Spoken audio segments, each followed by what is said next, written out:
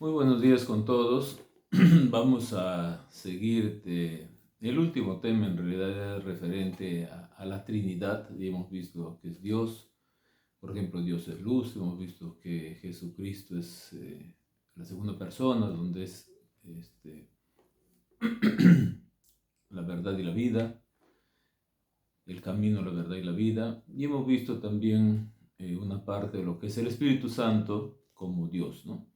Es importante entender esto porque, dicho sea de paso, los temas que vamos a tratar es conociendo a Dios, en la medida que vamos a ver cómo va actuando en nuestras vidas, cuál es la forma que nosotros podemos dirigirnos a Él de repente, cómo puede influenciar nuestras vidas para tener una vida buena, acorde con lo que Él desea, porque Él desea lo mejor para nosotros.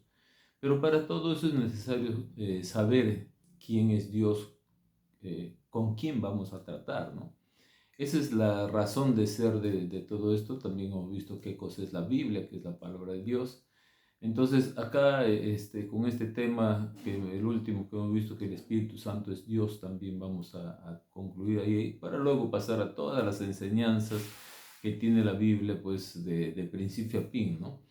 Así como tiene enseñanzas, también tiene leyes. No solamente son los 10 mandamientos, sino la Biblia está llenecita de mandamientos desde el principio hasta el fin, ¿no? Y es importante esto también porque a veces hay versiones por ahí que Jesucristo fue una creación de Dios, lo cual no es cierto, de acuerdo a la palabra de Dios. Que el Espíritu Santo es una energía nada más, tampoco es cierto, ¿no? Sino que nosotros estamos viendo lo que es la Trinidad conforme a lo que es la palabra de Dios. Entonces, en esta segunda parte vamos a ver justamente lo que es el Espíritu Santo, porque es Dios. En Mateo capítulo 12, versículo 28 dice, pero si yo, está hablando Jesús obviamente, ¿no? Por el Espíritu de Dios he hecho fuera los demonios, ciertamente ha llegado a vosotros el reino de Dios. Entonces, si analicemos este versículo de Mateo, está hablando Cristo y dice, no dice, por ejemplo, yo como hijo de Dios puedo hacer esto, sino dice, por el Espíritu de Dios. Entonces, está hablando de que Él, juntamente con otra persona de la Trinidad, está haciendo lo que luego describe, ¿no? ¿Qué es lo que le está describiendo? Hecho fuera demonios, ¿no? Entonces, es las dos personas, el Hijo y el Espíritu de Dios, lo que está haciendo la obra. Entonces, y luego dice, miren, aquí hay una unidad de ellos dos, ¿no? ¿Y con qué se puede unir Dios? Solamente con otra parte de Dios, ¿no? ¿Con qué se puede unir, hablando más claramente, una persona de la Trinidad? Solamente con otra persona de la Trinidad para mantener la deidad, ¿no? A eso estamos, ¿no? Luego dice, ciertamente ha llegado a vosotros el reino de Dios. Entonces, está diciendo acá, tienen la presencia del Hijo, tienen la presencia del Espíritu Santo. ¿Qué cosa es lo que está entre vosotros? El reino de Dios. ¿Y quién está reinando en el reino de Dios? Obviamente que Dios, ¿no? Las tres personas de la Trinidad reinando en el reino de Dios. ¿Y dónde están ellos ahora? Dice el Señor Jesús, está aquí entre vosotros.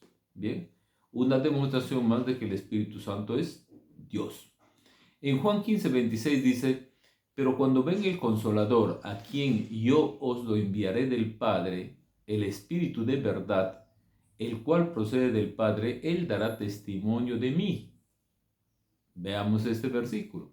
El Espíritu Santo procede del Padre, por lo tanto, si procede del Padre es Espíritu Santo, ¿no? Porque ya hemos visto que la palabra en dos lugares menciona de que santo, santo, santo se refiere a la santidad de cada una de las personas de la Trinidad, ¿no? Entonces, dice, procede del Padre, o sea, Espíritu Santo, el Espíritu de Dios.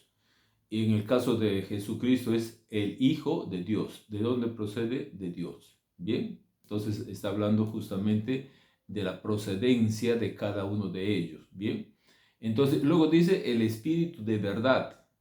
También Jesús dice, yo soy el camino y la verdad y la vida. Miren cómo se va asemejando esto, y hemos visto Jesús es Dios. Y si la verdad es una sola, inmutable para el caso de Dios, no es una verdad relativa, entonces el Espíritu Santo también es una verdad que nunca cambia. ¿Por qué? Porque es parte de Dios, porque es la Trinidad, ¿no? Porque es Dios, ¿bien? Y luego dice, dar testimonio de mí, ¿no?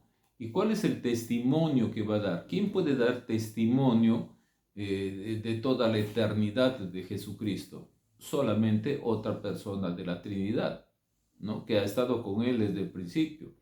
Yo puedo dar testimonio, por ejemplo, de mis hermanos, que lo conozco, yo soy hijo mayor, lo conozco a mis hermanos desde que han nacido, ¿no? Entonces yo puedo dar testimonio de muchas cosas de ellos que hemos vivido, hemos compartido, ¿no?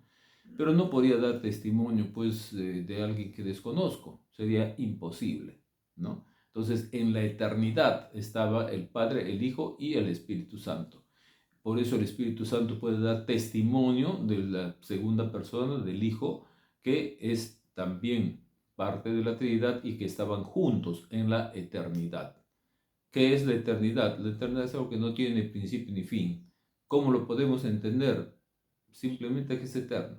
No nos podemos hacer más complicaciones porque nuestro cerebro de repente no va a poder entender toda la inmensidad y la grandeza o los misterios del Señor. Bien. Entonces, eso es lo que va a dar testimonio, va a dar testimonio de que Jesús es el camino, de que Jesús es la verdad, de que Jesús es la vida. Y se equiparan en cuanto a la verdad, ¿no? Porque la verdad es una sola, en tres personas, pero es una sola. Luego en 2 de Pedro 1:21 dice, porque nunca la profecía fue traída por voluntad humana, sino que los santos hombres de Dios hablaron siendo inspirados por el Espíritu Santo. Bien, entonces cuando habla comienza porque nunca la profecía, está dando una razón del origen. ¿De dónde viene la profecía? Viene de Dios, por eso ya se habla de la profecía, es una parte de los dones del Espíritu Santo. ¿Y qué cosas son los dones? Regalos que Dios da, regalos sobrenaturales, ¿no? Para diferentes funciones que tienen que cumplir dentro de la iglesia. Y acá dice porque, está dando una razón, el origen de la profecía. ¿De dónde va a venir? De parte de Dios. Y luego lo aclara muy puntualmente, dice, no por voluntad humana, sino es de voluntad humana, entonces ¿de dónde es? Obviamente que es de voluntad divina, ¿bien? Entonces viene por voluntad divina. Y cuando dice inspirado, ¿no? Sino que fue inspirado por el Espíritu Santo, esa inspiración no es que el Espíritu Santo lo estuvo soplando, cosa por el estilo, ¿no? Sino significa la presencia del Espíritu Santo ahí mismo. En algunas versiones dice que fue movido por la presencia del Espíritu Santo. Movido, llamado la atención, le ha puesto algo que le pueda mover dentro de ese ámbito espiritual, ¿no? Es o sea, que está conectado con el Espíritu de Dios para que pueda escribir, dar esa profecía. El Espíritu de Dios se conecta, el Espíritu Santo se conecta con la persona para que pueda hablar lo que tenga que hablar de parte de Dios, no de parte de su carne, no de parte de un mensajero de humanidad, etc., ¿no? Entonces, y dice a sus santos hombres, ¿no? ¿Quiénes son sus santos hombres? Las personas que han sido separados para el trabajo que Dios ya les puso. Esos santos hombres son los que han sido llamados para hacer esa obra que Dios. No va a haber una persona que no esté en Cristo que pueda ser utilizado como una profecía. Eso se caería en otro ámbito que sería la adivinación, ¿no? Pero acá está hablando de sus santos hombres, de los que han sido llamados, de los que están en Cristo para que Dios los utilice. ¿A través de qué? A través del Espíritu Santo. Hablando algo sobrenatural. Si es sobrenatural, ¿de dónde viene? Viene de Dios. Bien, entonces y santo justamente significa apartado para Dios. Te aparto y va a hacer esta obra. Bien, entonces con estos tres puntos, hay muchos más por supuesto, podemos demostrar el Espíritu Santo es Dios. para gloria y honra de nuestro Señor. Dios les bendiga, que tengan un excelente día.